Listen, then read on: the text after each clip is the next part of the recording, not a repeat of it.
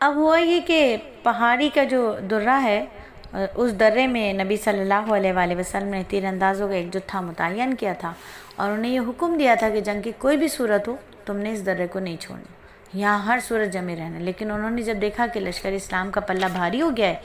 تو وہ میدان چھوڑ کر اترا اور مال غنیمت اکٹھا کرنے لگے۔ ادھر لشکر کفار کے شہ سواروں کے قائد خالد بن ولید نے جب اس درے کو خالی دیکھا تو اس راستے سے لشکر اسلام پر اچانک حملہ کر دیا اور کثیر تعداد میں مسلمانوں کو قتل کیا۔ جنگ کا پانسا پلٹ گیا، مسلمانوں کے پاؤں جنگ میں جم نہ سکے، اور ادھر وحشی بن حرب نے موقع پا کر نیزہ رسول صلی اللہ علیہ وآلہ وسلم کے چچا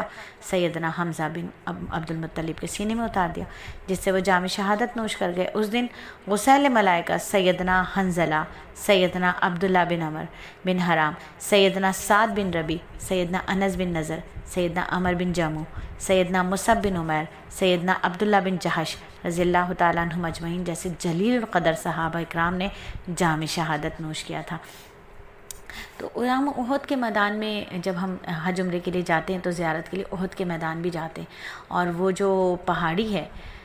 جبل رماتہ، اس پر بھی چڑھتے ہیں بہت سارے لوگ، وہاں بھی جاتے ہیں سب لوگ اس کی زیارت کرنے، اور شہدائے احد کے جو قبرستان ہے اس کی بھی زیارت کرتے ہیں، امیر حمزہ کی قبر کو بھی دیکھتے ہیں، ان کے مقبرے کی بھی زیارت کرتے ہیں، اور وہاں دعائیں بھی پڑھتے ہیں۔ اور کہا نا وہاں کے لیے تو ہے کہ اگر تم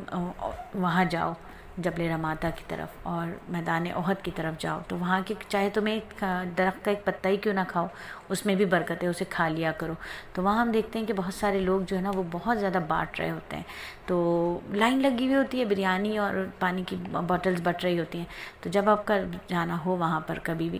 احد کے میدان کی طرف زیارت کے لیے، تو صرف لینا ہی نہیں ہے، جو لوگ بانٹ رہے ہیں ان کو 2 4 5 ریال 10 ریال دے کر آیا کریں گے، ہماری طرف سے بھی بانٹ دیجیے گا، ٹھیک ہے؟ تو یہ ایک طریقہ ہوتا ہے۔ تو یہی وہ میدان ہے جہاں پر اتنے جلیل القدر صحابہ نے جام شہادت نوش کیا۔ تو سلافہ کی سیدنا عاصم کے خلاف ایک نظر تھی، انہوں نے وہ نظر مانی ہوئی تھی